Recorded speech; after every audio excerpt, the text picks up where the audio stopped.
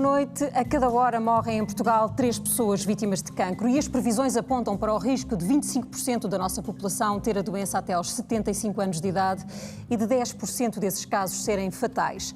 Os números são pesados, mas devemos fixar sobretudo este. 40% dos casos podem ser prevenidos. O cancro da mama e do pulmão são dos mais comuns, mas a doença pode atingir qualquer órgão. A evolução da ciência tem feito aumentar a taxa de sobrevivência até nas formas mais mortíferas. Neste Fronteiras 21 perguntamos para quando a cura e o que podemos melhorar nos vários patamares de prevenção, desde o diagnóstico aos rastreios, para travar o aumento dramático que se prevê para as 2 próximas décadas. Fiquei muito preocupada com a minha família, porque como me tocou a mim, eu sentia que era só para mim, não era para preocupar ninguém.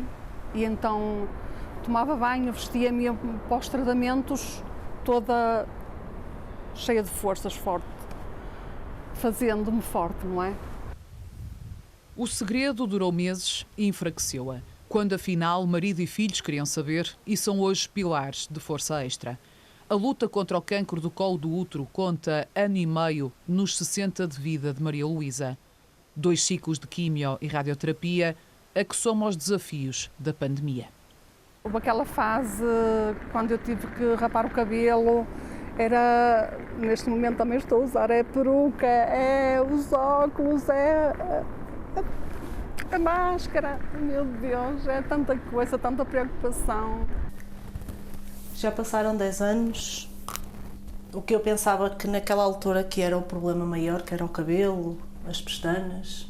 Olha, depois dele ter caído 2 vezes, uma durante os tratamentos de quimioterapia e a segunda vez caiu-me durante o meu autotransplante de medula. Mas fortíssimo, lindo. Por favor. 1/3 de 78. Conhecemos Alexandra em setembro de 2012, em pleno 3º ciclo de quimioterapia para debelar um linfoma. Tinha 34 anos. É uma bofetada, mas no dia seguinte é um arregaçar de mangas e ir à luta. Há muito aquela coisa de eu não tenho tempo para fazer isto, eu não tenho tempo para fazer aquilo. Quando nós levamos assim a um diagnóstico que a nossa vida para, nós temos tempo a fazer tudo e mais alguma coisa. E nós até então não tínhamos férias e a partir de agora não prescindimos de uma semana e quê de férias junto daqueles que nos fazem bem. Casamos, que nós nem éramos de casamento. E começámos a viver mais em família, mais unidos, para nós. Mais nós 4. Não tanto a pensar num projeto de 10 anos, mas se calhar anual, de ver as coisas, de aproveitar os momentos. Viver o presente.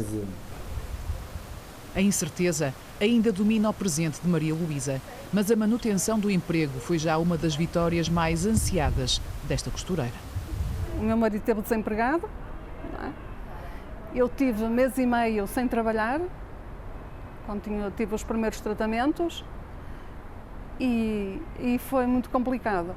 Mas disseram, Dona Luísa, se não puder fazer tanto, faz menos. Aqui não há exigências, nós também temos pessoas a trabalhar assim e fazem o que podem. Mas o apoio das entidades empregadoras não é a maioria das histórias que chegam a Andreia da Costa Andrade, responsável pelo apoio jurídico da Liga Portuguesa contra o Cancro. O meu patrão disse que não me paga, o meu patrão disse que me vai marcar falta e que no final tenho 5 faltas e sou despedido. Como é evidente, isso não sucede, não há fundamento legal para isso, as faltas são justificadas. A própria lei laboral prevê a possibilidade de não exercer funções ou de não trabalhar a partir das 20 horas de um dia até às 7 da manhã do dia seguinte. Essa é uma limitação que em muitas das entidades não é muito bem aceita, porque depois a distribuição dos turnos gera controvérsia, até com os próprios colegas. Depois houve esta questão do acesso ao atestado médico de incapacidade multiusos, permitiu atribuir uma taxa de incapacidade de 60% para ter acesso a um conjunto de prestações sociais e de benefícios fiscais. Nós estávamos com consultas médicas que demoravam 2 anos, portanto... Sim, é verdade. Mesmo que sejam pequenos valores, estamos a falar de valores que são muito importantes num agregado familiar que está a suportar ou a tentar ultrapassar uma doença, mas que continuam a ter os mesmos encargos. Continuam a ter encargos com a educação dos filhos, encargos com a saúde, acrescidas neste caso até, encargos com um crédito à habitação, encargos com tudo mais, com as despesas dos serviços essenciais, água, luz, gás. E nos últimos 2 anos, o medo acrescido de contrair Covid A solidão nos tratamentos e internamentos, porque a segurança proibia acompanhantes. Agora voltam as rotinas de antes, mas numa dimensão maior que antes. O Movimento Saúde em Dia estima terem ficado mais de 4.400 cancros por diagnosticar em 2020, com efeitos concretos na mortalidade e morbilidade já nos próximos 5 anos. O coordenador do Programa Nacional para as Doenças Oncológicas, também especialista em cancro da cabeça e pescoço, não nega o impacto, mas duvida de efeitos tão nefastos. Não houve colonoscopias, não houve mamografias, tudo ficou impactado. Mas ao fim de 4, 5 meses, as pessoas começaram-se a adaptar, não é? Por exemplo, quando aconteceu aquela crise há um ano em Lisboa, não é? E mandou-se fechar os hospitais. Mas a maior parte dos hospitais neste país parou tudo menos os doentes oncológicos. E isso reflete-se nos números. Pode ter tido impacto, muitas vezes, é na radicalidade do tratamento. O tratamento fez mais tratamento, fez uma cirurgia que podia ser mais simples, fez mais complicada, não devia ter feito quimioterapia, que se calhar fosse aprendida 2 ou 3 meses antes não fazia, mas depois já fez. Portanto, também está por perceber até que ponto houve uma recuperação, entre aspas, na esperança de vida destes doentes. Por isso, prognósticos só no fim do jogo. Eu não estou assim tão... E os dados que vejo que seja assim grande impacto. Assim se espera, num país que registava 30 mil mortes por cancro ao ano e 60 mil novos casos. Onde a Agência Internacional para a Investigação do Cancro estima que 1/4 da população esteja em risco de desenvolver a doença até aos 75 anos. Maria Luísa já está nessa luta e, em nova fase de tratamento com imunoterapia, renovou a esperança de a vencer. Sinto outra esperança e até porque nas notícias também tem havido já a cura para certos cancros e eu ainda sinto essa esperança, de cura. Sim. Vamos manter a memória desta frase de Maria Luísa, sinto essa esperança de cura, e tentar perceber o que nos respondem os especialistas em cancro, que são convidados deste Fronteiras 21. Muito boa noite a todos. Estamos com Fátima Cardoso, diretora da Unidade de Mama do Centro Clínico Champalimau, Luís Costa, diretor do Serviço de Oncologia do Hospital de Santa Maria, com o médico oncologista do IPO do Porto, Júlio Oliveira, e também com a psiquiatra, especialista em psico-oncologia, Susana Almeida. E é por si mesmo, Susana Almeida, que eu começo. Nós já vamos ver o que é que a medicina e a ciência têm para responder à pergunta de partida, se há ou não cura para o cancro. O que lhe pergunto é o que é que acontece na cabeça de um doente quando houve o diagnóstico de cancro? Ainda hoje, a ideia de ouvir esse diagnóstico é percebida, por muito que a gente acredite que estamos perante uma doença que cada vez vai ser mais crónica. Ainda hoje, quando alguém recebe essa notícia, é percebido como uma percepção de ameaça vital. A pessoa ainda se sente, hoje em dia, que pode ser, talvez, uma vida mais curta. Talvez eu não consiga cumprir os meus sonhos, os meus projetos, não consiga viver da forma como imaginei viver.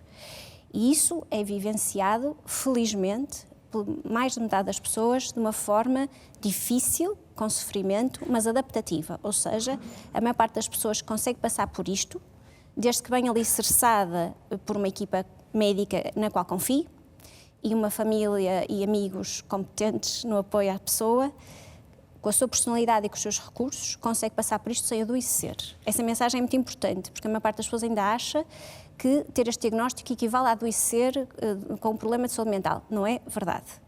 Metade das pessoas passa por isto tranquilamente, depois de uma fase difícil, claro, em que há negação, há rejeição, há zanga, há frustração, há uma revolta também, mas que é dissipada muitas vezes ao longo de semanas, poucos meses, e a pessoa adapta-se, felizmente.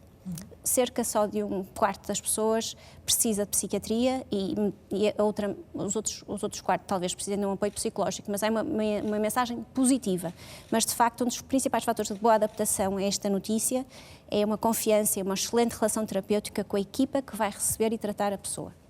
E é importante também o enquadramento em família. Nós víamos nesta reportagem o caso da Maria Luísa, que durante muito tempo, até já em fases de tratamento, manteve a informação escondida da família.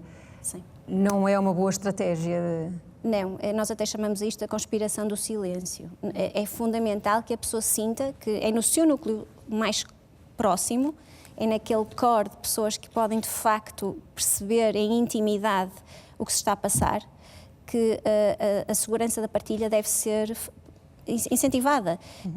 É muito triste, se eu estiver com um diagnóstico destes, que eu não possa, dentro da minha casa, estar triste, que eu não possa chorar em casa, que eu não possa estar zangada em casa e que não haja a mesma partilha de emoções junto das pessoas que eu amo, sejam os meus familiares, sejam os meus amigos. Deve haver e deve ser incentivada que a pessoa possa exprimir emoções. Exprimir emoções não é negativo, faz parte de sermos humanos. O ocultar, o esconder, o dissimular só faz que cada pessoa sofra sozinha dentro de uma família. E o sofrimento isolado dentro de uma família pode, esse sim, desencadear doença. Doutora Luís Costa, é expectável nós algum dia podermos dar uma notícia que comece assim: encontrou-se a cura para o cancro? Acho que sim, acho que é expectável. E há hoje em dia cancros que se curam, há muitos cancros que se curam. Aliás, para responder a essa pergunta, eu vou citar-lhe a frase que me marcou no primeiro livro de oncologia com o qual eu comecei a aprender. Esse livro tem uma frase que pode parecer que é ilusória, mas não é. Diz assim: de todas as doenças crónicas conhecidas, o cancro é a mais curável. Nós não curamos diabetes, nós não curamos artrite reumatoide, nós não curamos hipertensão arterial, conseguimos controlar essas doenças.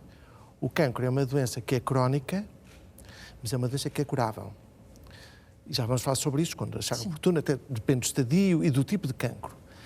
Agora, é uma doença que pode ser de tudo ou nada. Nada é uma palavra difícil. Isto é, pode ser de tudo, isto é, de ficar curado, ou pode ser uma doença que, de facto, se torna realmente crónica também no tratamento, na necessidade de tratamento e de acompanhamento. E cada vez mais, também naqueles cancros que não se curam, nós conseguimos prolongar a sobrevivência das pessoas, não só prolongar a vida, mas também prolongar com mais qualidade de vida. Portanto, há esperança. Há esperança que nós possamos curar cancros, mais ainda do que nós curamos hoje em dia. E para isso é preciso o quê? É preciso adotar os conhecimentos que nós temos de uma forma que seja extensível a todas as pessoas que o precisam. E esses conhecimentos passam, obviamente, pela ciência, passam pela investigação, mas passam, sobretudo, pela aplicação dos conhecimentos que nós temos hoje em dia para saber como se pode curar um cancro. Para isso é fundamental diagnosticá-lo o mais cedo possível, para que nós possamos alcançar e poder dizer a um doente: eu tenho casos de pessoas que eu pensei que as coisas iam correr muito mal, e que, passado 20 anos, não me estou a lembrar agora de um cirurgião que já faleceu, que me telefonou: tenho aqui uma jovem com 26 anos que se ia casar para o mês que vem e que agora está com um cancro da mama complicado. E que eu pensei que essa jovem, atendendo ao prognóstico na altura inicial, as coisas não podiam correr bem, aos 26 anos é extremamente difícil, e felizmente eu hoje em dia conheço os filhos dela, 20 anos depois.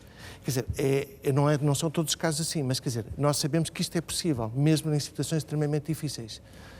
Também sabemos que há outros casos em que isso nós não conseguimos. E conseguimos, se calhar numa luta, prolongar a vida das pessoas que continuam a ser mães de crianças pequenas, ou pais de crianças pequenas, ou avós de netos que querem continuar a ir buscar à escola.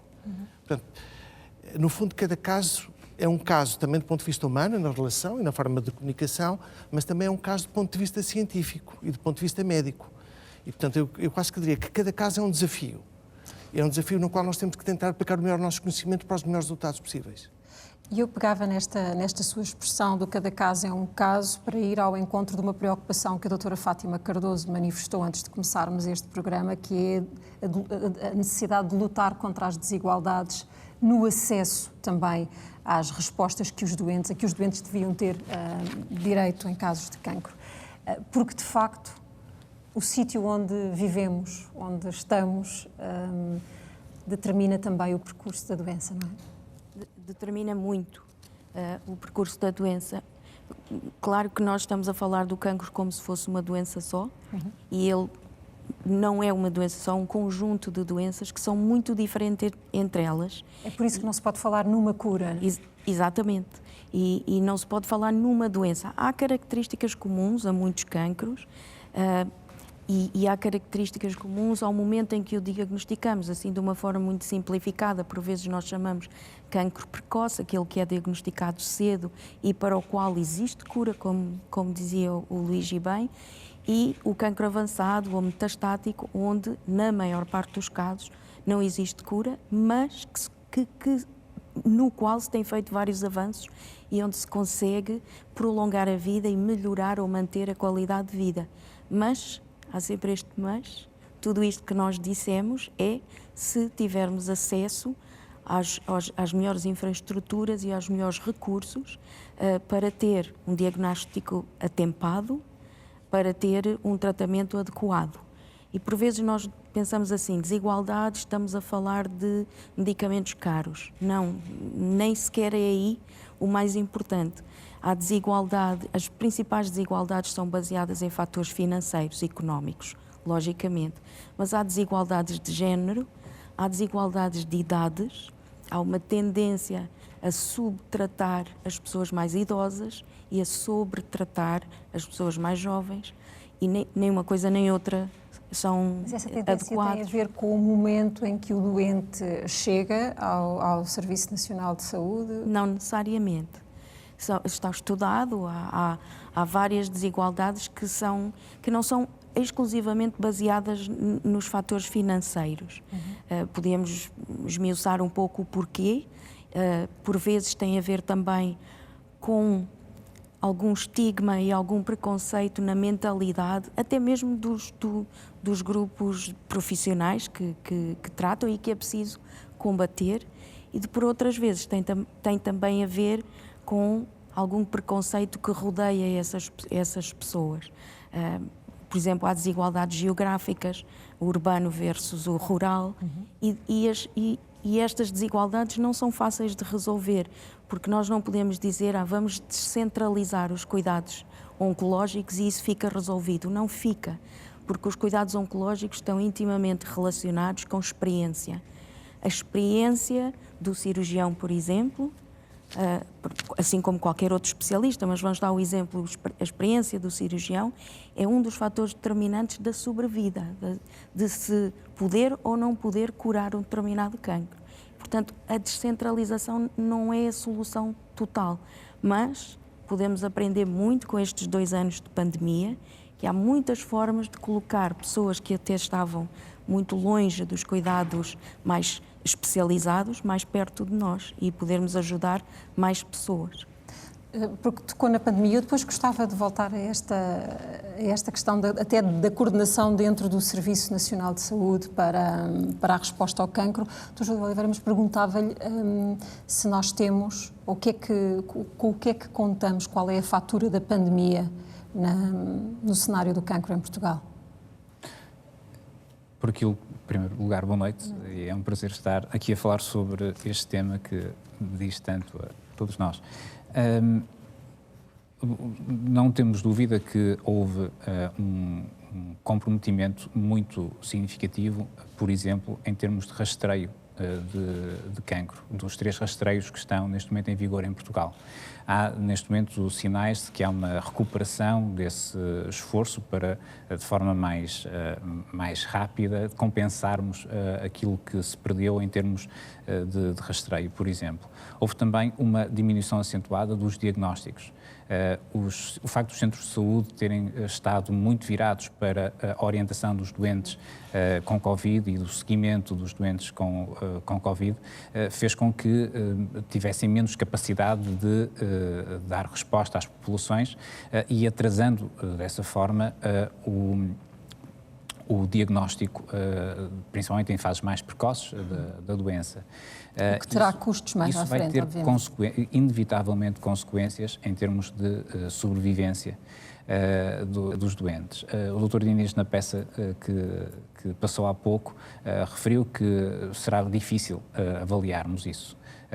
E uma coisa é certa, nós vivemos isso no dia-a-dia, passamos a ter doentes nestes últimos meses em fases mais avançadas de diagnóstico e sabemos, como já foi dito e muito bem pelos colegas, quanto mais cedo a doença for diagnosticada, quanto mais inicial é o estádio ao diagnóstico, maior é a probabilidade de nós oferecermos cura o cancro pode ter cura e tem cura, e como os dados, a ciência diz isso, a evidência diz isso, o problema é quando os diagnósticos são efetuados em fase avançada da doença.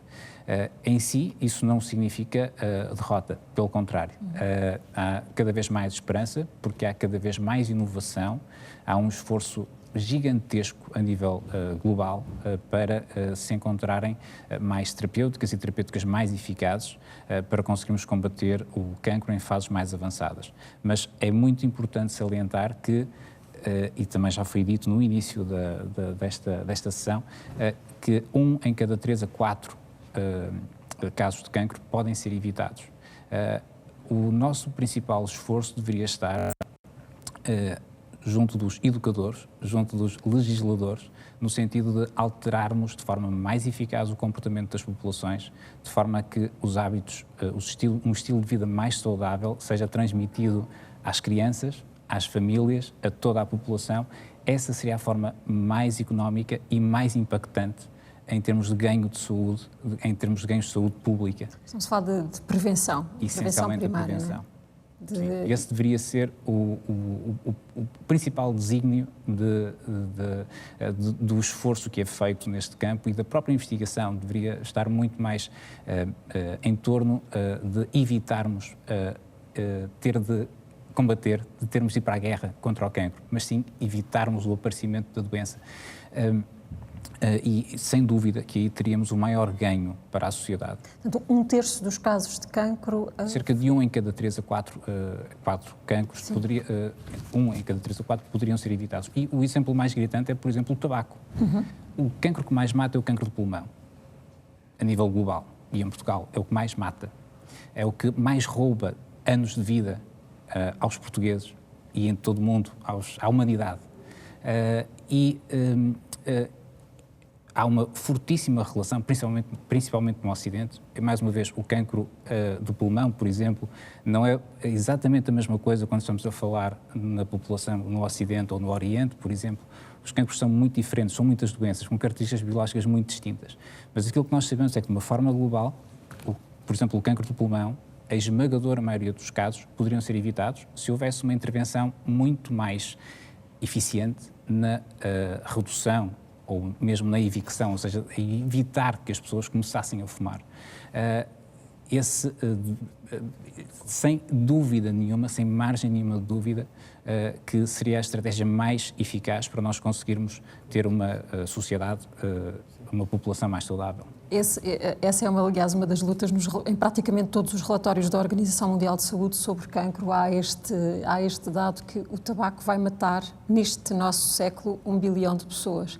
E no que diz respeito ao cancro, ele estará na origem ou relacionado como fator de risco com 20 tipos de diferentes e não é só o cancro do pulmão, nem é o cancro sequer o principal problema associado ao tabaco. Existem outras doenças, nomeadamente doenças cardiovasculares, mas em relação ao tabaco e ao risco de cancro, é o cancro do pulmão, o cancro do colo do útero, o cancro da bexiga, o cancro de cabeça e pescoço, há uma série de neoplasias que estão... Pâncreas, muitos outros, que estão na dependência deste elemento que poderia ser evitável, uma questão de comportamento e de alteração de comportamento. Vamos então falar de prevenção. Eu proponho que olhemos para previsões da Organização Mundial de Saúde para as próximas décadas, mantendo sempre nós esta ideia de que 40% dos casos de cancro podem ser evitados.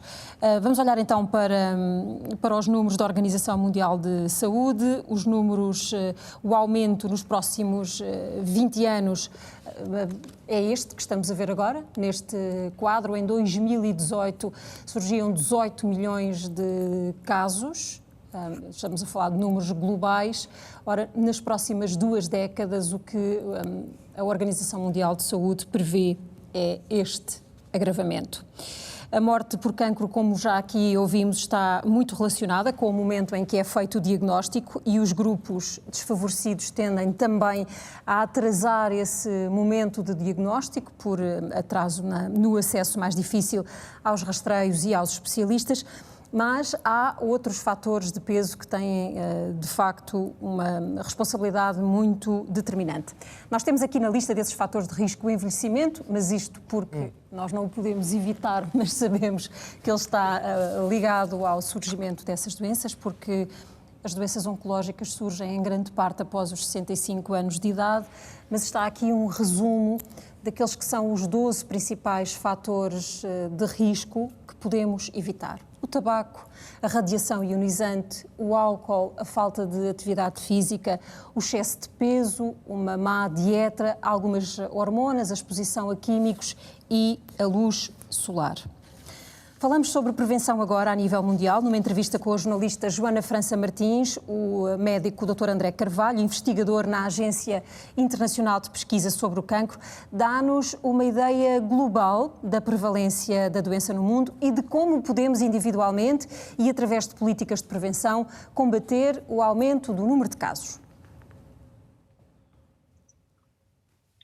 O professor Dr. André Carvalho é investigador e responsável sénior dos programas de prevenção do cancro na IARC. A IARC é a Agência Internacional para a Pesquisa sobre o Cancro e procura promover também, no caso, junto com a Organização Mundial de Saúde, uma série de políticas e de programas para a prevenção do cancro a nível global. Professor, muitíssimo obrigada por esta entrevista. Antes de mais, pergunto-lhe, neste contexto global do cancro, nós estamos a falar de números que têm vindo a crescer, estamos a falar também de uma população mundial mais informada, mas ainda assim o cancro, ou a prevalência, é de que o cancro, ou o número de cancros está a aumentar. Por que é que acontece isto? Olá a todos, para mim é um prazer estar aqui a conversar com você, Joana, e também com a audiência da RTP Porto. Então, nós temos que pensar que o IARC estima que nos próximos 20 anos nós teremos um aumento de aproximadamente 40% dos números de casos de novos cânceres. E isso é um aumento significativo, né? Isso vai acontecer principalmente nos países em desenvolvimento, mas mesmo em Portugal, a estimativa é que nos próximos 20 anos você tem um aumento de 15% do número de casos novos. Isso se deve ao aumento da população em alguns países, mas também ao envelhecimento da população e à exposição aos fatores de riscos, né, que são conhecidos e que a gente pode preveni-los, né? Nesse sentido, nós vamos ter que atuar mais intensivamente, né? Uma das ações que o IARC tem participado já há um bom tempo é na elaboração do Código Europeu contra o Câncer, né? Esse Código Europeu contra o Câncer está na 4ª edição e ele demonstra 12 maneiras de que a população pode diminuir ou se prevenir sobre o câncer. Estima-se que se todas as 12 ações fossem tomadas por toda a população, nós teríamos uma queda de 30% a 40% dos casos de câncer. Então, a gente imagina o potencial disso. Mas, obviamente, existe uma dificuldade quando a gente começa a falar do controle do tabagismo, controle de consumo de álcool, controle de exposição aos fatores de risco. Mas nós temos que caminhar nesse sentido. E a outra maneira também de diminuir a incidência, a mortalidade por câncer, é participar de programas de rastreio do cancro de colo de útero, de mama e do colo retal. Quanto ao rastreio, há ainda dificuldade, ou seja, há ainda um número de população, não só portuguesa, brasileira, mundial, com algum estigma em relação à palavra cancro, com algum medo de fazer o rastreio, com algum medo do diagnóstico precoce? Sim, muito bem lembrado. Isso é uma coisa muito importante, né? Existe uma população que tem um receio, que acha que se fizer o teste vai descobrir o câncer e que o câncer ainda está vinculado a uma sentença de que não tem jeito, que não tem o que fazer. E quanto mais se demora para se fazer o diagnóstico e se aguarda essa pessoa ter o sintoma, mais avançado vai ser o câncer e talvez menos a gente tenha para fazer. Por isso que é importante participar do rastreio ainda assintomático, quando não se tem queixas, participar dos programas. Você também tem uma outra dificuldade, que a maior parte dos países não tem um rastreio organizado. ou seja, nem todas as pessoas que são elegíveis para se fazer o rastreio são convidadas a participar. E elas, então, ficam a participar de um rastreio que a gente chama oportunístico, que quando ela vai ao médico, alguém lembra ela de fazer o rastreio. Isso diminui a quantidade da população participando do rastreio e acaba diminuindo o potencial que o rastreio tem de prevenir a doença ou fazer o diagnóstico da doença nos estadios iniciais, onde o tratamento é mais simples e a chance de cura é muito maior. E lhe perguntar, professor, desculpe interrompê-lo, no caso também destes últimos 2 anos, já quase, sim, faz agora 2 anos, no caso da pandemia da Covid-19, houve muito diagnóstico por fazer? Então, o que eu estava comentando, e tem muita relação com o Covid, é que um problema que já existia nos programas de rastreio para o câncer era uma desigualdade, onde você tem uma população com pouco acesso ao rastreio, que é uma população vulnerável, que é uma população que ela tem um problema de acesso crônico à saúde e também ao rastreio.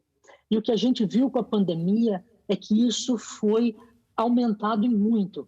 Então, a desigualdade na participação de rastreio e também na prevenção do câncer, ela ficou muito mais desigual com a pandemia, mas também atingiu a população que já vinha fazendo o rastreio de maneira regular. Então, agora, com esse momento que a gente vê a vida voltando aos poucos ao normal, né? E a gente saindo desse estágio de pandemia, nós vamos ter que, todo mundo, revisar protocolos, trabalhar em dobro, porque nós temos uma população que fazia regularmente e que não teve mais acesso por conta do confinamento, por conta de dificuldade de locomoção, das restrições no sistema de saúde, mas também uma população que já não vinha fazendo o rastreio e agora ela ficou ainda mais distante por conta dessa quebra dos 2 anos da pandemia. Então, todos os países vão ter que se reorganizar para voltar a ter um rastreio mais organizado, mais como um programa, e ver maneiras de atingir tanto a população que vinha fazendo e deixou de fazer, como a população que nunca fez e ficou deixada para trás ainda mais com a pandemia.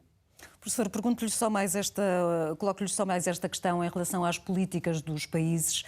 Se as campanhas de sensibilização, as políticas de prevenção e as políticas de rastreio estão ou não a funcionar?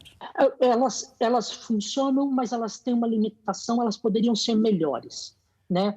Como eu comentei, você ainda tem uma desigualdade grande no rastreamento, que você ainda não tem uma participação igualitária, né? E isso se deve muitas vezes a essas ações de você levar conhecimento à população e de fazer mais campanhas de ensinar, de levar o conhecimento sobre a prevenção de câncer e também sobre o rastreio. Lembrando do potencial que essas duas ações têm de eventualmente diminuir em 30% a 40% a mortalidade por câncer nos países da Europa, incluindo Portugal, obviamente. As taxas de cura do cancro estão a aumentar, mas a incidência também aumenta muito, como já aqui vimos. 1 em cada 6 mortes tem o cancro como causa e as doenças oncológicas são hoje, de uma forma global, primeira ou segunda causa de morte. É assim em 134 países. Vamos ver nos dados da Organização Mundial de Saúde como foi o cenário do cancro em 2018. Houve mais de 18 milhões de casos e desses mais de 9 milhões e meio de mortes. Nos últimos 60 anos, o desenvolvimento de vacinas e de antibióticos alterou muito o quadro daquilo que eram as doenças responsáveis, por exemplo, pelas mortes prematuras. Passaram a ser, sobretudo, as doenças não transmissíveis. Olhando para estes dados de 2016, este foi o número total de mortes prematuras e aqui temos a responsabilidade de doenças do quadro do cancro. Foram mais de 4 milhões milhões e meio de pessoas que morreram neste ano. Olhamos agora para as formas de cancro mais comum, olhando para 2 tipos de dado, a incidência por cada um deles e, em simultâneo, a mortalidade. E como neste Fronteiras 21 já ouvimos várias vezes, o pulmão continua a ser um dos cancros com a taxa de mortalidade mais grave. Temos o cancro da mama com muita incidência, mas com uma taxa de mortalidade mais reduzida do que a do pulmão, só que segue-se depois o cancro coloretal, o da próstata, o do estômago e do fígado, embora tenham uma incidência inferior aos mais comuns, têm, no entanto, ainda uma taxa de mortalidade mais grave e depois com menos expressão. Estamos a falar de dados globais, não estamos a olhar especificamente neste quadro para a situação em Portugal, por exemplo, e os países variam nesta relação. Temos depois então os cancros do esófago, do colo do útero, da tiroide e da bexiga. Relembrando aquele dado de que 40% dos casos de cancro podem ser prevenidos, evitando os fatores de risco conhecidos, vamos olhar para quais são eles. Já aqui se falou do tabaco, é de facto um dos fatores com maior predominância e responsabilidade. Estamos a ver dados de 2017 em relação ao tabaco e a sua relação com o número global de cancros. Segue-se depois o álcool. O álcool está relacionado com 10 tipos diferentes de cancro e é uma causa comum a 4 ou 5% dos casos anuais. Depois surgem as infecções, com 13%, depois a obesidade. Sabe-se hoje que a obesidade, por exemplo, está na origem de 6% dos casos de cancro de mama, 8% dos casos de cancro de cólon e também dos cancros de útero. Tem um total de 3 a 4%. A exposição ao sol relaciona-se com 1% dos casos e depois temos entre 2 a 8% por risco ocupacional. Dr. Luís Costa, falámos aqui já sobre o cancro do pulmão e sobre o rastreio e o que eu gostava de vos ouvir agora sobre a importância da prevenção primária e secundária, mas deixe-me recorrer às perguntas que os espectadores do Fronteiras 21 através do site fizeram e tenho para si uma pergunta que vem da Andreia Amiga. Ela tem um adenocarcinoma pulmonar, nunca fumou. E, portanto, o que ela pergunta é, sabendo nós que há casos de cancro que podem ser detectados muito tarde e que não têm a ver com fatores de risco, porque esta senhora diz que considera que levava um estilo de vida saudável, se calhar não é uma pergunta para fazer a um médico, mas a um decisor político, mas porquê é que não há um rastreio deste tipo de cancro, um rastreio universal? Pronto, acho que é uma boa pergunta. A resposta não é fácil, mas eu vou tentar ser mais sintético possível. De facto, a maioria dos cancros do pulmão estão associados ao tabagismo. Mas há cancros do pulmão não associados ao tabagismo e a incidência de alguns cancros de pulmão não associados ao tabagismo tem vindo a aumentar. E coloca-se a hipótese da exposição a outros agentes, nomeadamente à poluição. Pois há um outro aspecto, que é os fumadores passivos. Por exemplo, estudos estão muito bem feitos nos países escandinavos, que é saber que as pessoas que são fumadoras passivas têm maior risco para cancro do pulmão, porque havia um cônjuge que fumava em casa, ou porque trabalhava num local onde se fumava. Agora todos nós compreendemos que é proibido fumar em lugares fechados. Porque as outras pessoas que estavam lá a trabalhar estavam expostas a um risco que não fazia sentido. Mas isto é um dos aspectos. Depois também é preciso perceber que, como foi dito, os cancros são todos diferentes. Por exemplo, os cancros da mulher não fumadora têm até um perfil de tratamento diferente do cancro do pulmão do fumador. Por exemplo, o cancro do pulmão fumador habitualmente é tratado também com químio, com imunoterapia, quando é preciso. Isso não acontece nos cancros das mulheres dos não fumadores. Mas tem outro tipo de terapia que é chamada de medicina de precisão, nesse contexto. É só para dizer que os contextos epidemiológicos são diferentes, a forma de tratamento também é diferente. Mas há um aspecto que me fez a pergunta e eu não quero fugir a ela, que é como é que nós vamos conseguir fazer o diagnóstico precoce de cancro do pulmão? Bom, isto também depende um bocadinho da riqueza de cada país. Por exemplo, nos Estados Unidos, há quem aconselhe fazer TAC de baixa dose anual para pessoas com risco para cancro do pulmão, que não inclui todas as mulheres que não fumadoras. Porque depois nós podemos pôr aqui a questão que é assim, então, se nós fôssemos fazer a todos, quanto é que isto custava e quantos casos é que nós diagnosticávamos? E isto pode parecer justo do ponto de vista económico, mas na perspectiva de quem tem um cancro que não fez nada para o ter, é completamente injusto. Certo. Como, por exemplo, podíamos pôr a mesma argumentação para o cancro da mama. Nós fazemos rastreios estipulados a partir de 50 anos de idade, a não ser que a pessoa tenha um fator de risco reconhecido familiar por uma mutação que tem que fazer diferente.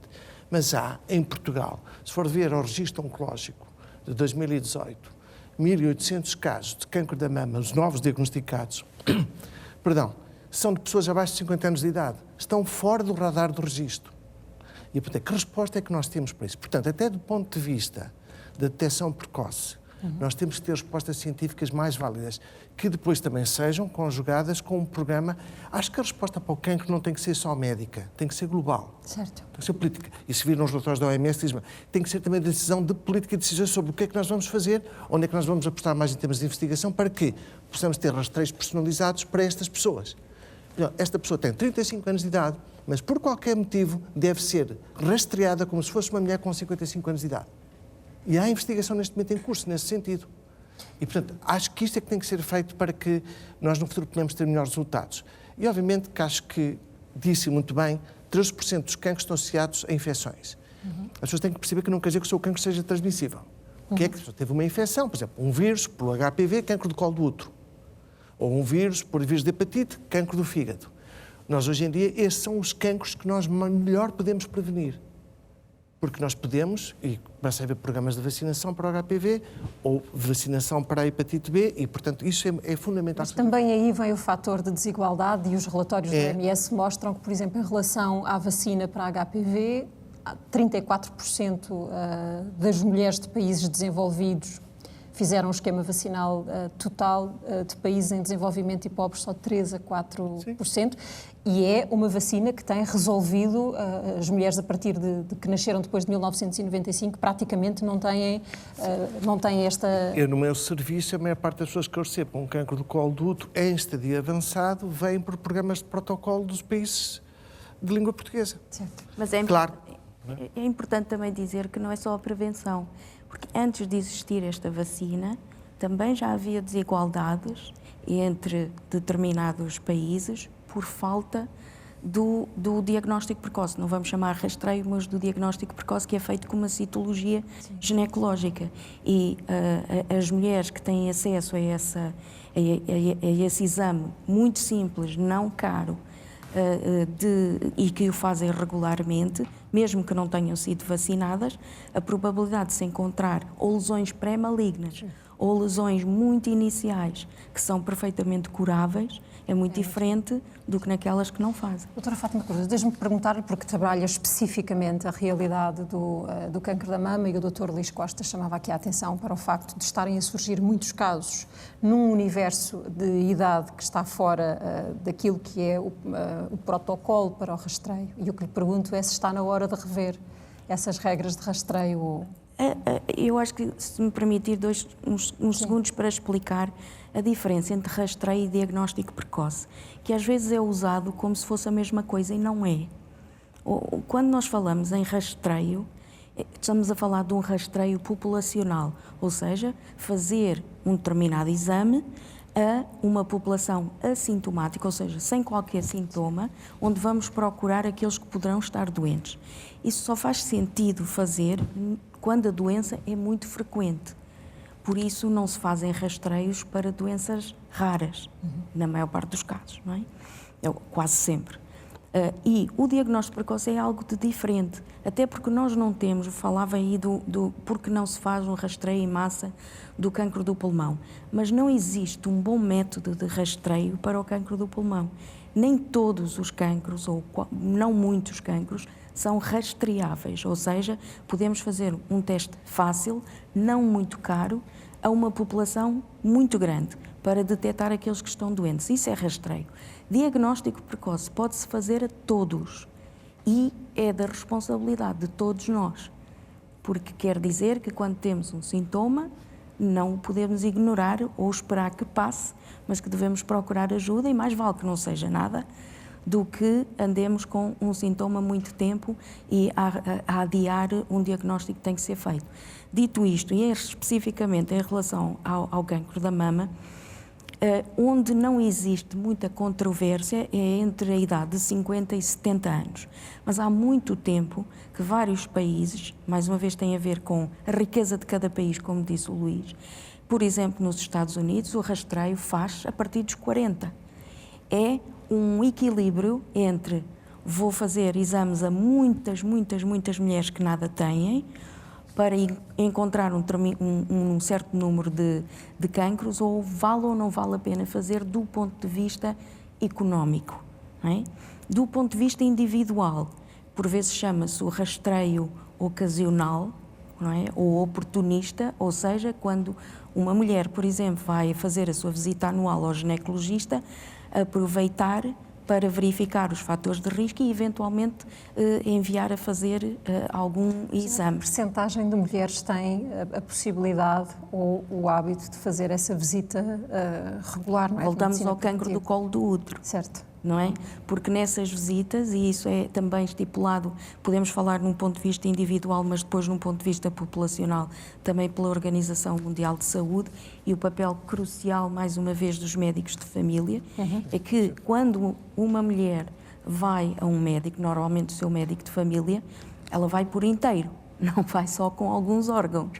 Então, todos os órgãos podem ser aproveitados para ser observados, e todas as doenças, não só as oncológicas, outro tipo de doenças. É isso que temos que fazer, e daí o papel crucial dos médicos de família. E daí, talvez, a disrupção maior da pandemia foi o ter retirado os médicos de família desse papel. Ficaram ocupados com a questão da pandemia. Mas antes, este lugar do sistema, os médicos de família, estava a funcionar? Naquilo que diz respeito ao diagnóstico precoce de cancro. Qual é a vossa percepção? Eu acho que não temos dúvida de que estamos numa situação muito melhor do que estávamos há uns anos atrás. A pandemia veio descobrir ou veio tornar mais evidente algumas das ineficiências do sistema. Queria aproveitar também para salientar uma daquelas que foi definida como prioridade na Europa, para o Plano Europeu de Luta contra o Cancro, que é aumentar as oportunidades de acesso ao rastreio. Nós em Portugal acabamos por ter, no caso do cancro da mama, cancro de colo do útero, uma adesão até bastante elevada por parte da população quando as mulheres são convidadas a fazer o rastreio. No caso do cancro do cólon, nem tanto, mas nos dois primeiros sim. Mas o grande problema que se põe é o número de pessoas que são elegíveis para fazer esse rastreio e que são efetivamente convidadas para o fazerem.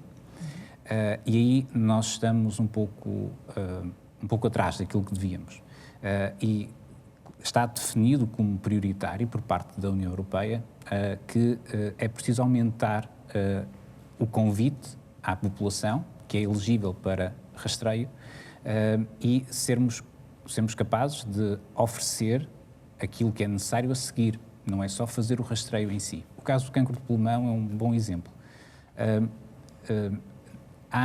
Nós sabemos que há populações de doentes, ou de pessoas que estão em maior risco, principalmente fumadores, a partir de uma determinada idade e de uma determinada carga tabágica. Sabemos que estão em risco aumentado de poderem ter cancro de pulmão. Os métodos de rastreio não são os ideais, mas já, nomeadamente, como o professor Luís Costa falou, a utilização de TAC, de baixa dose de radiação, em populações selecionadas, permite-nos identificar casos em fase mais precoce. Só que é preciso mais do que isso, depois é preciso haver o sistema tem de ser capaz de responder à orientação que é necessário dar ao doente, depois de se identificada uma alteração que precisa de ser investigada. E não é também, não se pode minimizar o impacto na vida das pessoas que uma suspeita de ter um cancro provoca, do ponto de vista psicológico, do ponto de vista de saúde mental, do ponto de vista mesmo de saúde física, porque os exames que depois é necessário oferecer ao doente, efetuar ao doente, podem também ter problemas, podem trazer aquilo que se chama iatrogenia, ou seja, podem eles próprios poder fazer mal ao doente, porque há sempre riscos associados, por exemplo, às biópsias, nomeadamente às biópsias pulmonares, quando existe um nódulo suspeito. E é preciso haver depois uma capacidade do sistema em conseguir estudar em tempo útil os casos que são elegíveis para serem estudados. Portanto, a questão dos rastreios é um pouco complexa, e realmente, tal como a professora Fátima e como o professor Luís Costa disseram, a sociedade tem de definir muito bem o nível de investimento e sabemos que é essencial que os programas funcionem de forma mais eficiente e de forma mais democrática e com verdadeira base populacional quando existe evidência científica que suporta esses rastreios, o que não se aplica para todas as doenças oncológicas. Estava a lembrar daquele gráfico que estava a apresentar, que tinha a barra da esquerda, se não me engano era vermelha, que tinha a incidência, e a da direita azul, que era a mortalidade. Há de reparar que é diferente cancros cuja incidência, e depois vemos a mortalidade, a barra da mortalidade é quase metade. Sim. Cancro do cólon. O cancro da mama, já é a barra da direita da mortalidade é pequenina relativamente ao outro. E aqui tem que se olhar destas perspectivas, na minha opinião, sim, que é cancros que, sendo muito incidentes e muito mortais, nós temos que descobrir como é que os podemos evitar de toda maneira. Portanto, tabaco é óbvio que é uma grande política. Ou detectá-los cedo. Sim, mas se é possível, um cancro do pulmão é difícil. Então, isso é que eu estou a dizer isto. Pulmão, a grande luta é evitar o cancro do pulmão. Porque nós não temos bons métodos de detectar cedo. Há investigação sobre isso, se houver oportunidade podemos falar sobre isso, outras formas de detecção precoce, normalmente com biópsias líquidas, mas neste momento ainda não é prática. Se olhar para o cancro da mama, nós olhamos assim e dizemos, ok, não, a grande maioria dos cancros da mama são curáveis, parece, porque nós temos, e é verdade, mas para aquelas pessoas que morrem por cancro da mama, perguntam, porquê é que isto me aconteceu a mim? Quando isto era uma doença que era rastreável, detectável cedo, porquê é que isto me aconteceu a mim? Portanto, e as pessoas não podem se sentir afastadas da preocupação dos médicos nem da ciência. E aí voltamos à explicação que a doutora Fátima Cardoso dava no início deste programa da importância do diagnóstico ser feito cedo, mas depois do doente também poder ter um acesso a equipas com muita experiência. Sinal de alarme, mas há muitas mulheres novas que têm às vezes cancros da mama que infelizmente aparecem já em estadios avançados. Isso é um problema pequeno. É um problema que não justifica, se calhar, mudar completamente o programa de rastreio, mas nós temos que saber como é que vamos resolver esse problema. Até cancro do pâncreas não tem rastreio não vai funcionar nessas mulheres. Cancro do pâncreas não tem nada ali naquele gráfico. Mas no mundo ocidental, o cancro do pâncreas está entre 5 causas de morte. Exato. 5 causas de morte. Porque isto é global. Nós, se formos olhar para o mundo ocidental, por exemplo, Portugal, o cancro do pâncreas está entre 5 causas. E está a aumentar exponencialmente.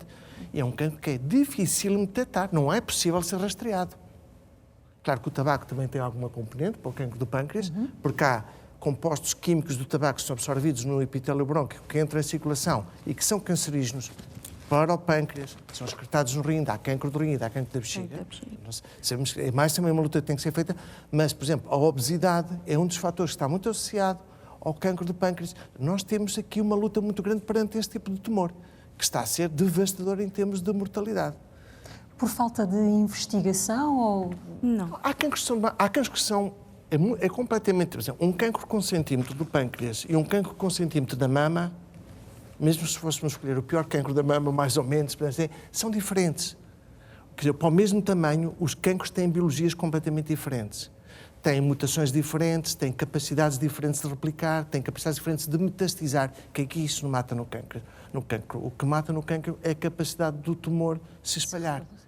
E quando nós não conseguimos diagnosticá-los tão cedo, porque estão num órgão profundo, como é o caso do pâncreas, que já apanhamos mais avançados, ou porque têm uma biologia mais difícil, uma biologia mais agressiva, portanto, com maior potencial metastizante, nós estamos a perder a luta. Portanto, nós estamos a precisar do quê? Da estratégia convencional, da luta convencional, estamos a falar muito de luta, convencional, que é o que é que nós sabemos fazer de rastreios, diagnósticos precoces, fazer isto muito bem, utilizar a cirurgia da melhor maneira, a radioterapia, as terapêuticas médicas, tudo muito bem, e precisamos de inovação para aqueles problemas que nós não conseguimos resolver hoje em dia, que é como diagnosticar cedo um cancro do pulmão, como diagnosticar cedo um cancro do pâncreas, ou como curar um cancro do pâncreas apesar de estar em estadio avançado. Isso não é possível hoje em dia. Doutora Susana Almeida, eu pedi-lhe uma resposta muito breve para avançarmos. Isto foi aqui ligeiramente tocado pelo doutor André Carvalho, do IARC, a questão das pessoas que preferem não saber, que têm medo de saber. Sim. Como é que se lida com isto? Como é que se ultrapassa? É com mais campanhas? É com mais informação? Falamos aqui de duas, três coisas que me preocupam particularmente. Essa é uma atitude que tem que ser trabalhada, e tem que ser trabalhada, é um bocadinho como a educação para a saúde, é como a mudança dos comportamentos. As pessoas têm medo de saber porque têm atrás delas, muitas vezes, experiências próximas, familiares, a sua própria vida, que traz associações com estados de perda de qualidade de vida, não só encurtamento da esperança de vida. Portanto, se eu tiver tido um avô que morreu de cancro do estômago, provavelmente eu vou ter dificuldade em fazer uma endoscopia se eu tiver medo, se for uma pessoa ansiosa, porque vou associar um sofrimento enorme ter um diagnóstico de cancro do estômago. O mesmo se passa por ter tido um familiar que morreu com dificuldade respiratória por um cancro do pulmão. Portanto, eu tenho que perceber o que é que está por trás da dificuldade em receber uma notícia e em perceber isso. Portanto, eu tenho um contexto, uma personalidade e uma experiência prévia. Mas há aqui duas coisas que me preocuparam, sendo muito rápida. Nós estamos a falar de quantidade de vida, mas não falamos de qualidade de vida. E as mulheres com cancro de mama têm muito pouca qualidade de vida, muitas vezes.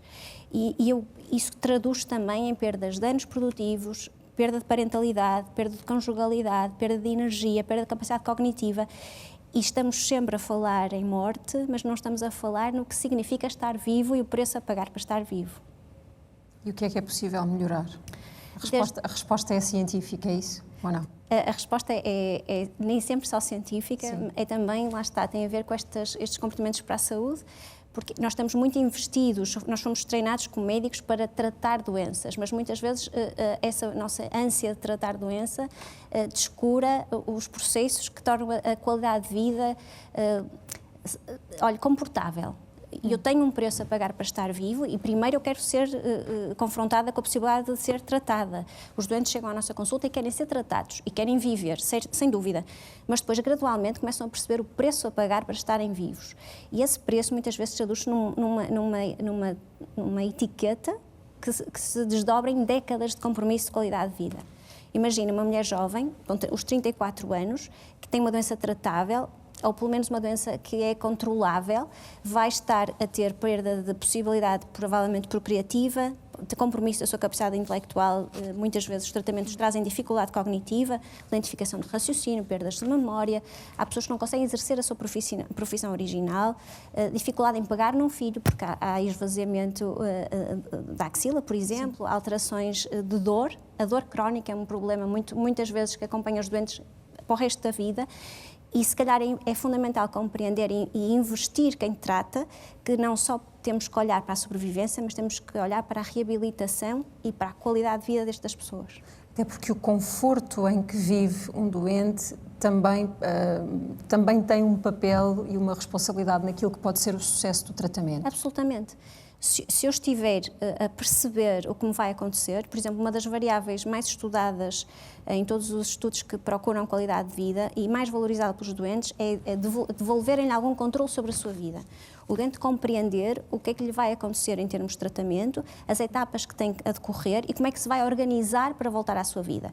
Se o doente souber, por exemplo, voltando à mulher com cancro de mama, se uma mulher de 40 anos souber que vai ter de passar por cirurgia, quimioterapia, radioterapia e uma hormonoterapia, que se calhar um tratamento hormonal que lhe vai bloquear as hormonas femininas durante 10 anos, ela se calhar vai organizar-se melhor para perceber o que é que vai ter de fazer em termos de trabalho, de filhos, de cuidar dos seus pais, porque muitas vezes estas mulheres cuidam dos ascendentes e dos descendentes e têm profissões. Nós em Portugal somos muito profícuos em acumular tarefas e, portanto, estas pessoas têm de compreender rapidamente como é que se vão adaptar. E se compreenderem bem, alicerçadas por uma boa equipa que lhes explica o que pode acontecer, as pessoas não querem tanto saber a quantidade de vida que têm nem o prognóstico, querem saber o que é que as etapas que têm que percorrer para chegar a algum desfecho. E se elas compreenderem bem isso, se houver mais troca de informação, se houver uma comunicação facilitada e acessível, essa capacidade de adaptação melhora muito e diminui a doença mental. Porque muitas vezes a dúvida traz sofrimento e o sofrimento pode desaguar em doença mental. Ainda gostava de falar consigo sobre o papel do stress neste sofrimento e o impacto que ele tem no cancro, mas deixem-me só acrescentar alguns dados para a nossa conversa. Temos que falar sobre a investigação científica, porque esta é também sobre ensaios clínicos, esta é uma das vossas áreas. Elas permitem, as duas componentes, que os doentes tenham acesso a respostas pelas quais teriam de esperar muitos anos. O maior foco tem sido dado às fases mais avançadas da doença, o que tem permitido ganhos na esperança de vida, mas os investigadores afirmam que é importante atrair também investimento para ensaios nas fases mais precoces do cancro. Vamos então olhar para um gráfico que nos mostra qual é o impacto da investigação científica em Portugal. Só 3% da investigação clínica decorre no nosso país. Nós percebemos bem o potencial de crescimento quando nos comparamos, por exemplo, com a Dinamarca, que é um país com metade da nossa população, mas podemos comparar-nos e vemos aqui o número de ensaios clínicos, esta diferença. A Espanha é um caso de sucesso, tem, aliás, clusters de saúde e capta 16% do volume global de ensaios clínicos atualmente a decorrer. Para além de óbvios ganhos para a vida dos doentes, o esforço público em ensaios clínicos trouxe para Portugal um retorno de 2 euros para cada euro investido.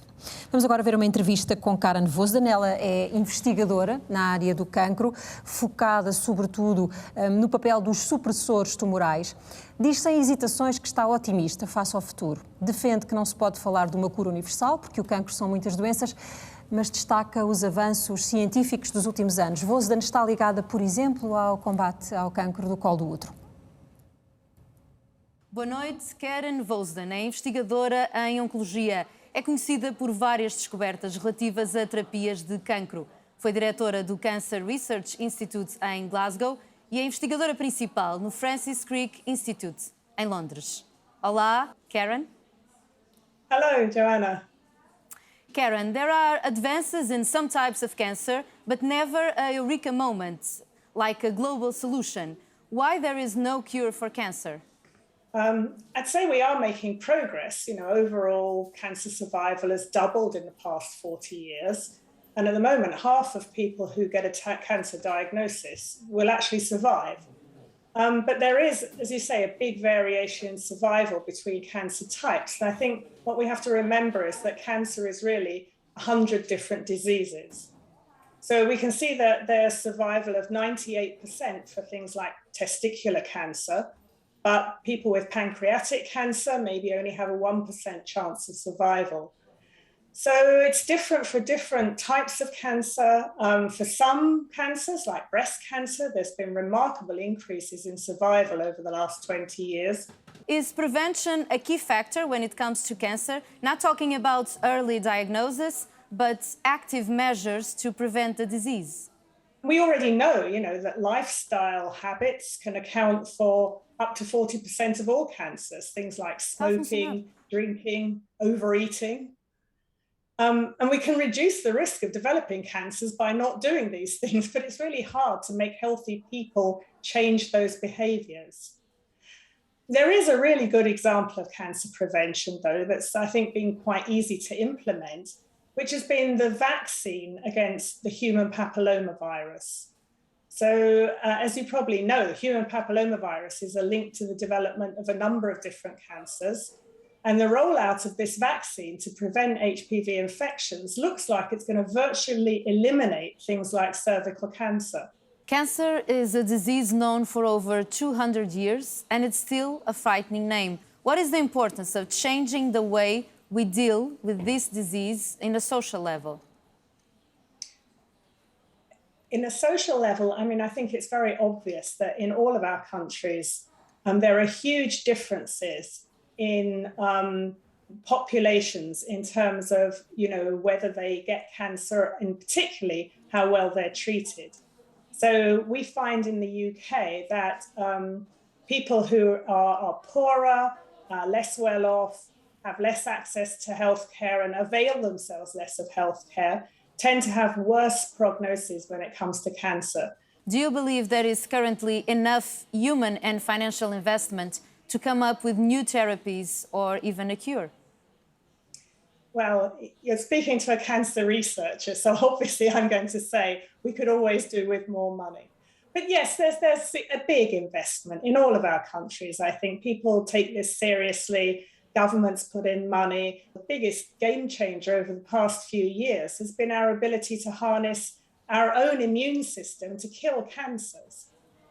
We know that when cancers arise, they find ways to evade the immune system. But now we've got treatments that can break down that evasion and help the immune system see the cancers and deal with them. And that's having an incredible impact in several tumor types like lung and melanoma. The frustrating thing is that while 15 to 20% of patients respond really well, often with a complete cure, others don't respond at all. And I think our job for the future is to understand why not everybody responds and find ways of dealing with that and making them responsive. What advances can we expect in the coming years in terms of diagnosis and treatment? Are you optimistic? I'm actually very optimistic, yes. I think that this new era of harnessing our own immune system is incredibly strong. But then further down the line, there are some other really exciting new approaches. One of the ones that I'm particularly excited about is our increasing awareness of the role of all of the microorganisms that live in our gut and how they play a role in governing our health. So we have trillions of microbes living inside us, including at least 1,000 different types of bacteria living in our intestines. And we understand now that these microbiota are incredibly important in regulating our health. They contribute to our immune responses, and they can help to either contribute to the development of cancer or treatment failure if they're disrupted. So, of course, we can change the composition of our gut microbiome. And I think in the future, that's going to become a big contributor to the way that we detect and treat cancer. Karen, thank you so much for this interview. Thank you. Nice to speak to you. Em Portugal há mais de 500 mil sobreviventes de cancro e a qualidade dessa sobrevivência é cada vez mais uma questão incontornável. O fim dos tratamentos, a remissão da doença não significam que a guerra está ganha. Há, afinal, sequelas físicas, cognitivas e emocionais que representam um novo desafio para os serviços de saúde. Desde outubro que Maria Dulce pedala para uma nova fase de vida no Centro de Reabilitação do Norte. E mal podia esperar, desde que acabou os tratamentos para o cancro da mama, diagnosticado em 2018. Quando eu falei com a médica oncológica, eu disse-lhe que fui muito bem tratada durante a quimioterapia, a descoberta de cancros de mama, tudo. Mas o após, faz-se a cirurgia, acabam-se os tratamentos, está boa, vá-se embora. Eu fiquei com graves problemas a níveis físicos. É aqui que 2 vezes por semana a sobrevivente oncológica de 62 anos contraria a dor e formigueiro constantes que teimaram em ficar. E é aqui que, aos 40 anos, também o militar José Pando acelera a recuperação de um linfoma que lhe abalou a vida em agosto. 6 sessões de quimioterapia, foram 6 sessões, 6 ciclos, os enjoos, algumas dores, mas a fase pior já passou e há que recuperar, voltar à vida normal. Para isso entrou neste programa de monitorização e recuperação que reúne já quase 80 sobreviventes de diferentes idades, tipos de cancro e sequelas. O aumento da sobrevivência obriga afinal a outro olhar clínico sobre os novos riscos de morbilidade e mortalidade. Nós sabemos que o doente oncológico tem maior risco de morbilidade e mortalidade de causa cardiovascular, desde logo pela própria doença oncológica em si, também pelos efeitos laterais associados aos tratamentos, nomeadamente o risco de cardiotoxicidade, não esquecendo também que a maioria deles não recupera o seu nível de atividade física prévio ao diagnóstico da doença oncológica. Depois, com isso, vem também o excesso de peso, outros fatores de risco como a hipertensão, a dislipidemia. Tudo isso cria em nós esta preocupação de podermos diminuir esta morbilidade e de, no fundo, conseguir que eles tenham melhor qualidade de vida. Quando eu disser vai deitar o ar todo para fora. O programa pioneiro vai muito além da monitorização e treino físico. Há planos nutricionais personalizados e um apoio em neuropsicologia para muitas das lesões que não se veem, mas que constrangem o dia-a-dia. Olá, bom dia, Dona. Deixei de poder ler, não me consigo concentrar. E eu era um ratinho de biblioteca, neste momento não consigo pegar num livro. Não consigo fazer uma camisola para o meu neto, porque não consigo contar.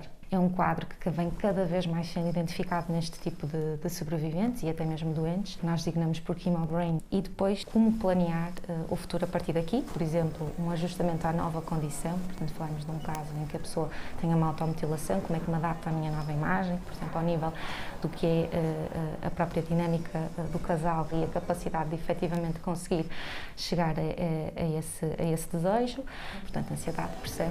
Múltiplos desafios num país que conta mais de 500 mil sobreviventes de cancro. O grande desafio é como é que o sistema de saúde, e nomeadamente aqui à cabeça o Sistema Nacional de Saúde, pode acomodar este ganho de sobrevivência, mas que ficam com mais doentes a seu cargo. Provavelmente isto vai passar por nós segmentarmos e depois vermos como é que nós podemos aglutinar isto no SNS, como é que nós podemos integrar, provavelmente com uma maior relação com os cuidados de saúde primários, que vai ser aqui fundamental, e vai ser também fundamental termos diretrizes a nível nacional, que acompanhando as diretrizes europeias, que para propormos aqui uma nova forma de abordagem a estes doentes. Este projeto piloto lança bases para essa mudança com transformações reais a cada dia. Faz-nos bem à alma também. Vamos falar sobre o que precisam também os sobreviventes de cancro, mas eu começava esta ronda, professor Júlio Oliveira, por si e pela investigação e pelos ensaios clínicos em Portugal, para tentar perceber que expressão têm e que significado têm na vida e de que tipo de doentes, de que tipo de cancro. Para começar, queria salientar um aspecto essencial. Nós só podemos ter inovação se houver investigação e se houver a participação dos doentes nos ensaios clínicos, nos estudos clínicos.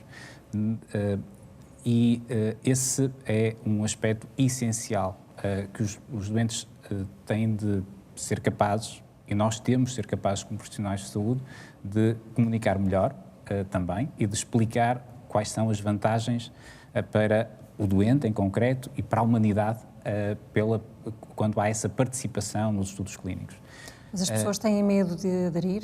Muitas vezes existe esse receio e é preciso explicar que a investigação em seres humanos é altamente regulada, altamente auditada e cumpre critérios muito estritos, muito exigentes do ponto de vista ético e do ponto de vista legal também. E esse é um dos aspectos que Portugal precisa. Portugal tem excepcionais profissionais, tem condições para poder fazer muito melhor do que aquilo que faz em termos de investigação e acima de tudo, em termos de competitividade no contexto internacional para conseguir atrair mais investigação clínica com medicamentos inovadores para o nosso país.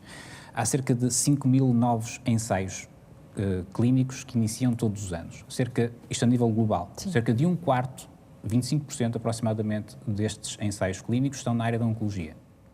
Significa que é a maior fatia do investimento que é feito em investigação clínica é para doentes oncológicos. Os restantes 75% compreendem todas as áreas da medicina. Todas as outras áreas. Cerca de 40% da investigação que é feita na área da oncologia é em ensaios de fase precoce, ensaios de fase 1, que significa que são novos tratamentos que estão a ser experimentados, em que ainda se conhece muito pouco a segurança dos medicamentos e a eficácia dos medicamentos. Se considerarmos os ensaios de fase 1 e de fase 2, são cerca de 80% de ensaios clínicos que estão a decorrer dos ensaios clínicos em oncologia. Isto antecipa uma autêntica revolução naquilo que vai ser o tratamento do cancro nos próximos anos.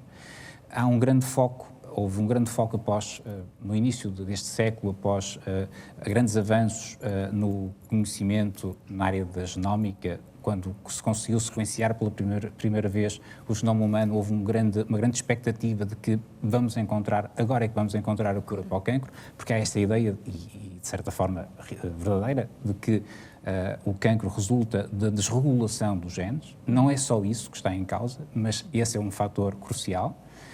Também depende, obviamente, da capacidade do sistema imunitário em reconhecer as células estranhas, as células do cancro, e destruí-las. E é precisamente pelos avanços que houve no campo da genética e no campo da imunologia, do conhecimento da biologia dos tumores, que permitiu que grandes avanços tivessem surgido. Atualmente existem muitas tecnologias absolutamente revolucionárias que pareciam ficção científica há meia dúzia de anos atrás, nomeadamente com a capacidade de nós manipularmos geneticamente células, de conseguirmos redirecionar as células do sistema imunitário para as células oncológicas, de conseguirmos produzir anticorpos em laboratório e rapidamente escalar à escala de produção industrial. Portanto, pôr o sistema imunitário a destruir o cancro. Exatamente. E de, por exemplo, carregarmos nesses anticorpos dirigidos a características específicas das células tumorais, agentes de quimioterapia altamente potentes, e conseguirmos dessa forma dirigir de forma muito precisa os tratamentos onde estão as células neoplásicas, e todos estes avanços estão-se a traduzir por ganho em termos de tempo de vida, de qualidade de vida também, principalmente em contexto de doença avançada. Mas há aqui um grande problema, que é, como eu disse no início, Portugal tem um problema de competitividade no contexto internacional. Não existe uma verdadeira política que integre a investigação clínica na prática clínica. É preciso haver uma maior articulação entre a ciência e o Ministério da Saúde, o Ministério da Ciência e o Ministério da Saúde, de forma a que a investigação possa ser feita com mais condições de recursos humanos, mais condições infraestruturais, onde estão os doentes, que é nos hospitais, é nos centros de saúde.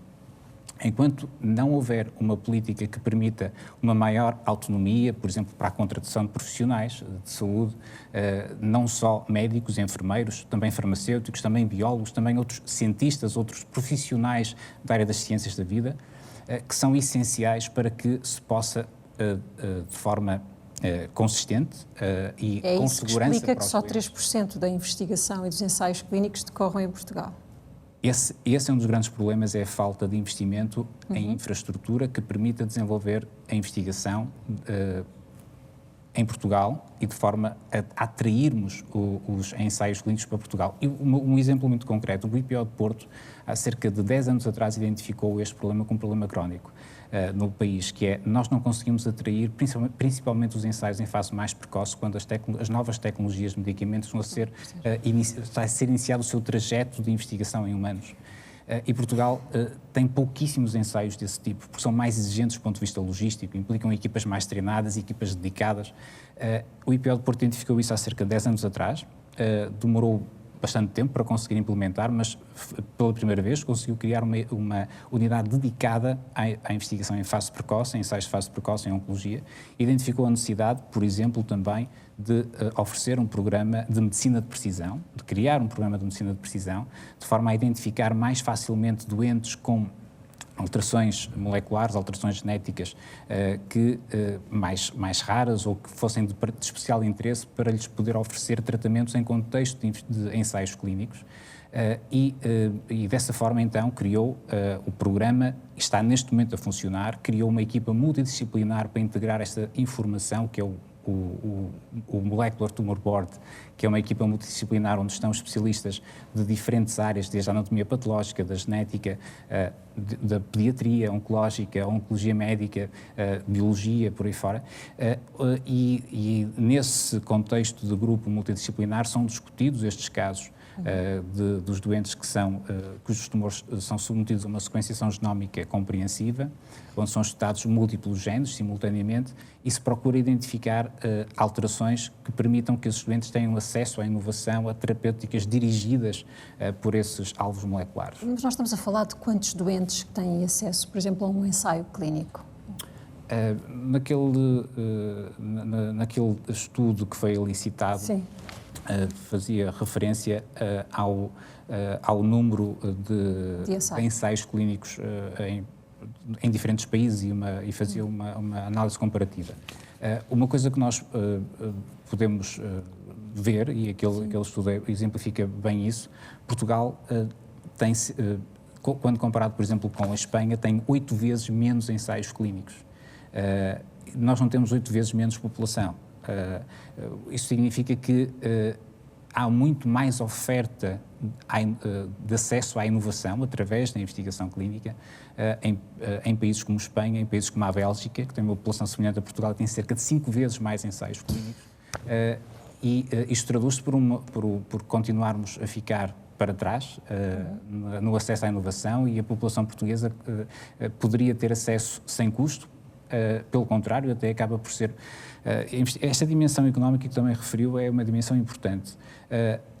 O exemplo que citou de cada euro de investimento público em investigação clínica traduz-se num retorno financeiro para a economia, para a sociedade, de 2 euros. Mas se formos avaliar os dados da Catalunha, de uma região de Espanha que é muito forte na área da investigação clínica, por cada euro que é investido, cada euro público investido de financiamento público, há um retorno de quase 4 euros. E se somarmos a isso todo o prejuízo que deixa de existir por pessoas que sobreviveram, que ganharam qualidade de vida, que trabalharam, que portanto, não acrescentaram prejuízo para a sociedade, não foram uma morte prematura, os Estados Unidos calculam que esse ganho por cada...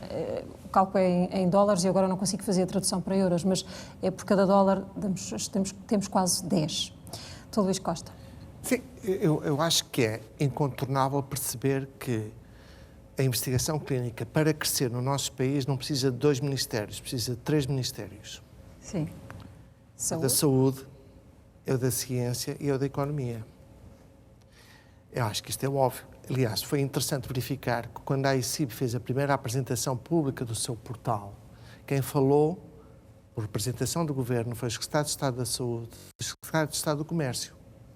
Finalmente perceberam que isto é uma área importantíssima de investimento para a saúde das pessoas. Claro. E para isso preciso que nos hospitais, onde é possível poder fazer ensaios clínicos, se possa contratar estruturas de profissionais. Não basta só médicos, não basta só enfermeiros, há um conjunto de profissionais que são fundamentais, altamente treinados para o poder fazer. A nossa participação em ensaios de fase precoce acho que vai aumentar. Eu espero, estou aqui a falar isto, suponho, não sei se o meu Presidente do Conselho de Administração está a ouvir, se não, mas espero que esteja para breve a assinatura de um contrato com um grande consórcio americano para termos uma unidade de fase 1 em Santa Maria, exatamente desafiada por esse consórcio americano para montarmos ali em Santa Maria. E seria que uma oportunidade nós podemos ter a primeira vez que seres humanos, vou dar-lhe um exemplo. Como sabe, a imunoterapia foi alvo de um prémio Nobel em 2018. O primeiro ser humano que recebeu imunoterapia foi neste consórcio. Nós gostaríamos de ter a oportunidade de poder oferecer a portugueses também aqui, e neste caso no Serviço Nacional de Saúde Pública, a oportunidade de poder testar pela primeira vez medicamentos que, quem sabe, poderão vir justificar um prémio Nobel. Pronto, e acho que isto é muito importante. Portanto, é muito importante que nós pensemos que isto não é para todos os doentes. Estava a perguntar quantos doentes é que devem fazer parte de ensaios clínicos. Eu suponho que num hospital já com ensaios clínicos montados, provavelmente 15% a 20% dos doentes já seriam um número muito bom para conseguir fazer parte de ensaios clínicos. Mas eles são importantes para fazer a ciência avançar. E há um outro aspecto que para mim é fundamental na investigação. Se calhar estou a falar demais. Eu preciso que seja muito rápido, gostava de ouvir ainda, mas conclua, por favor. Não, eu acho que é um aspecto fundamental da investigação, que é este, Ana. Os economistas designam isto por spillover effect, que é, eu quando descubro uma coisa, eu não melhoro só aquilo que descobri, eu melhoro tudo à volta. Certo. Porque neste momento temos melhores tratamentos para tratar cancro da mama ou cancro do pulmão, tudo à resta, à volta. A anatomia patológica, a cirurgia, tudo melhora. E isto tem impacto depois na sobrevivência dos doentes. Vamos falar dos sobreviventes? Doutora Fátima Cardoso, o que é que falta fazer em Portugal? Nós percebemos nesta reportagem que vimos o grau de dificuldade e a sensação de abandono com que estes doentes, já sobreviventes, ficam. Eu gosto de incluir nos sobreviventes não só quem teve cancro e que termina os tratamentos e tem que lutar, continuar a lutar, mas desta vez em relação às consequências do tratamento, mas também quem ainda está a passar pelo tratamento, sobretudo naqueles cancros avançados, em que o tratamento vai ser para a vida toda, para o restante da vida toda. e muitas vezes esses doentes com cancro avançado são um pouco esquecidos. E felizmente, por todos os avanços que têm existido, há a possibilidade de viver vários anos com um cancro avançado. Isso traz também consequências. Na peça foi referido, por exemplo, o chamado em inglês oncobrain, ou seja, associado aos tratamentos, não só a quimioterapia, mas todo o tipo de tratamentos, as alterações cognitivas, alterações de memória. Isso leva um impacto fundamental na vida profissional. E quanto mais jovem for a pessoa, quando tem a doença e quando passa pelo tratamento, maior esse impacto. Isso está diretamente relacionado com o facto de que nós precisamos de flexibilidade no local de trabalho. Quando falou aí no que estava calculado sobre o que nós chamamos os custos indiretos do cancro, os nossos governantes e os decisores tendem a focar-se muito nos custos diretos, que são aqueles que estão relacionados com diagnóstico e tratamento. Mas existem todos os outros custos indiretos. O tempo que a pessoa se reforma mais cedo, o tempo que está de baixa, o tempo que deixa de produzir, isto já para não falar nas mortes prematuras, como falou há pouco. O manter a vida profissional é importantíssimo do ponto de vista psicológico, mas é importantíssimo do ponto de vista financeiro, para o doente, para a família e para a sociedade. Ora, alterar a flexibilidade no trabalho devia ser uma coisa que seria bom, é daquelas coisas que eu vou dizer, eu não compreendo porque não acontece, porque todos poderiam ganhar. E existe uma lei que foi aprovada recentemente que se chama o direito a ser esquecido, que eu tenho às vezes algum medo de falar um pouco nesta frase do direito a ser esquecido, que quer dizer que quem teve cancro não tem que necessariamente estar sempre com esse, entre aspas, cadastro. E é particularmente importante nos cancros pediátricos, porque depois, quando se quer um seguro de vida, quando se quer um seguro de saúde, quando se quer uma hipoteca, quando se quer um avanço na carreira, promoções, etc., esse passado de ter tido uma doença oncológica vem dar-nos muitas desigualdades. Por outro lado, também associado a esse, há aquilo que nós chamamos o direito a não ser esquecido, que são dos sobreviventes e dos doentes com cancro avançado. E eu queria só, para terminar, dizer, nós tentámos mudar a lei portuguesa, com um grupo de doentes fomos ao Parlamento, para que a lei portuguesa permita essa flexibilidade de adaptação, e aquilo que nos foi dito foi, sim, estamos todos de acordo, todos os grupos parlamentares, e depois a resposta final foi, mas a nossa lei já permite, só que a nossa lei diz a seguir, fica ao critério do empregador. E basta ver que o maior empregador, que é o Estado, não permite essa flexibilidade.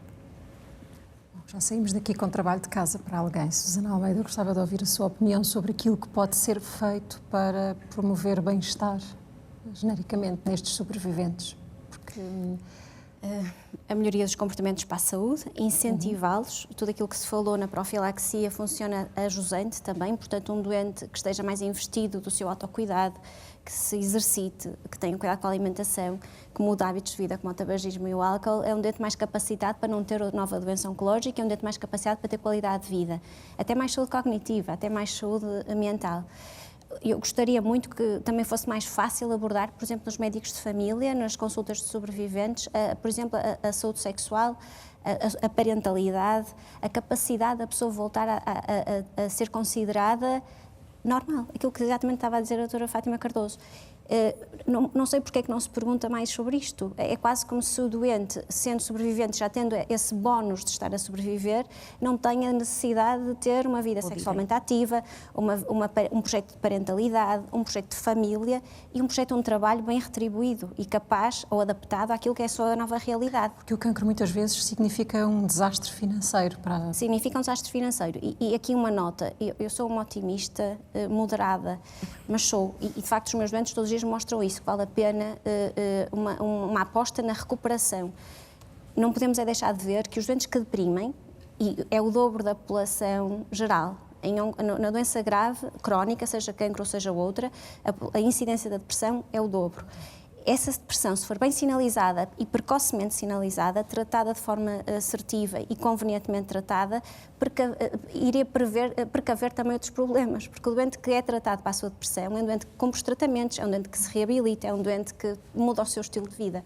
Um doente deprimido abandona os tratamentos, desinveste o seu projeto de recuperação. Portanto, isto tudo podia ser conciliado com maior sensibilidade, diagnóstico precoce e um combate ao estigma. Sobretudo o combate ao estigma. A saúde mental é como a outra saúde e deve ser precocemente identificada. As melhores linhas de orientação internacionais defendem que na consulta de sobreviventes, perguntas sobre saúde mental, saúde sexual, sono, ansiedade, devem ser feitas de forma genérica. Meus senhores, eu agradeço muito aos 4 que tenham aceitado este desafio do Fronteiras 21. Ficámos aqui com a percepção de que há tanto para fazer, mas tantas razões para ter esperança. Obrigada. Boa noite.